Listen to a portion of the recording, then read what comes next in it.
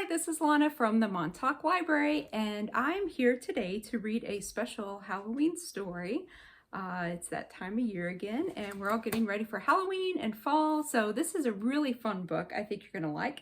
It's called John Pig's Halloween, and it is by Jan L. Waldron with pictures by David McPhail.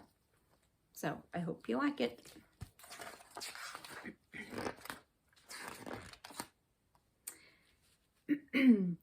It was a cool and hazy on Halloween night. The silvery moon shed a ghostly white light. As the fog billowed in and bats flitted about, trick-or-treat piggies got dressed to step out. Two of the pigs made a long flowing cape with safety pins thread and some shiny black tape. Another smeared rouge on the beaming brown face of a piggy whose ears were wrapped in red lace. One of the pigs wore a huge rubber nose, suspenders with knickers, and blue checkered hose. A tiny chic pig donned a towering chapeau, then finished things off with a tangerine bow.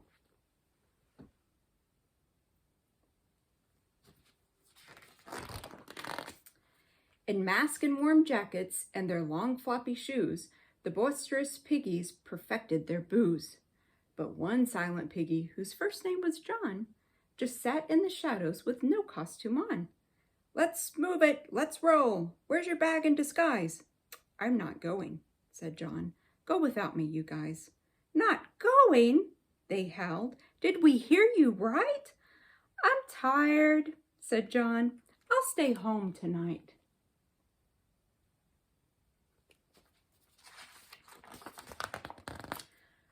So the gussied up piggies all bid John adieu, and they rushed to the doorway and crowded on through.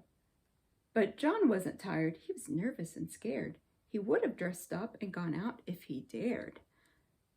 When no treaters were called or even in sight, John feared he was in for a long, lonely night. So he pulled a fat pumpkin from deep in the pile and carved out a face with a wide, jagged smile. Oh, he's making a jack-o'-lantern. Then he thought he heard grumbling outside the door and saw wavering spirits float up through the floor. And when a dark shadow swept past his nose, John dove under the table and shivered and froze. Kaboom! Came a bang and a loud piercing yelp. Had somebody crashed who needed his help? He heard a long moan. Then the door seemed to creak. Who was outside? Did he dare take a peek?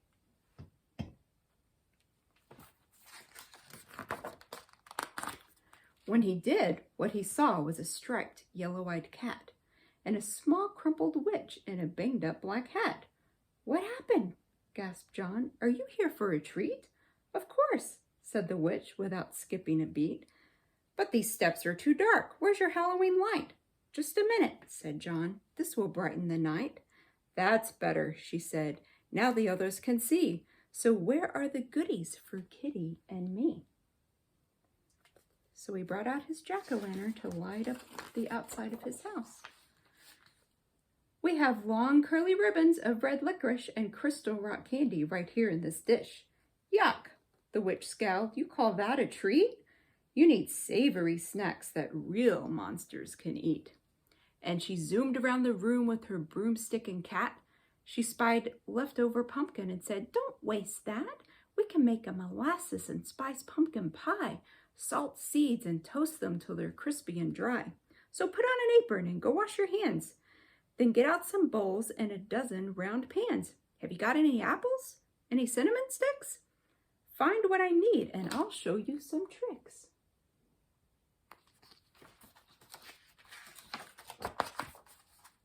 John and the witch began sifting and stirring.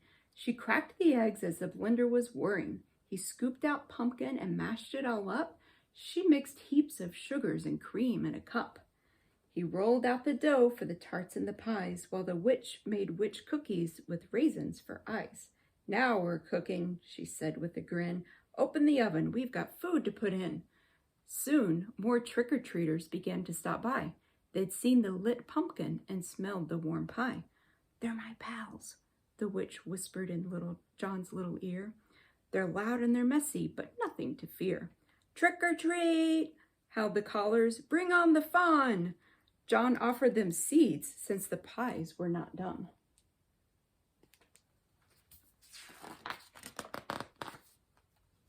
When the Halloween goodies were ready to eat, the noisy crowd drooled and tripped over their feet.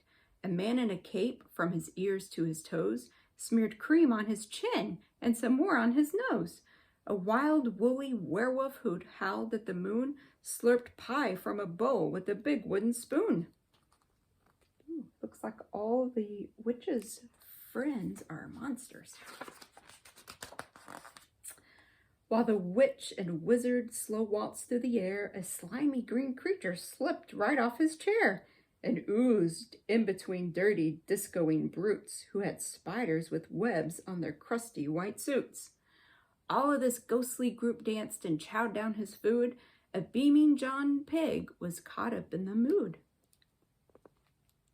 I think John Pig is enjoying his Halloween. I wish you could stay and this party could last. Me too, gushed the witch. This bash was a blast. But I'm sorry to say that our gang must head back while the moon is still out and the sky is still black.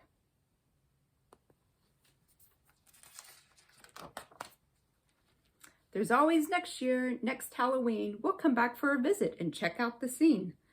John's housemates returned with stuffed bags and cold toes, with popsicle noses and lopsided bows. Poor John, they all sighed. He's really missed out. He skipped Halloween and been lonely, no doubt.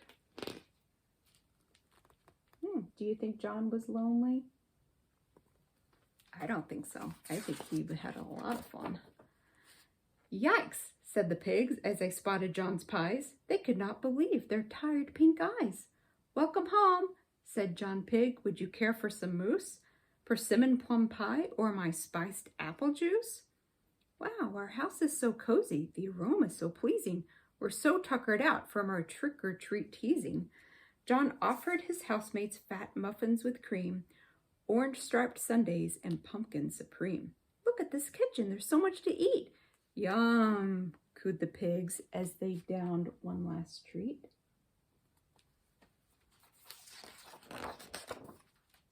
John opened the pumpkin and blew out the light. He covered the cakes and called it a night. He climbed up the stairs and crawled into bed with the visions of goblins and ghosts in his head.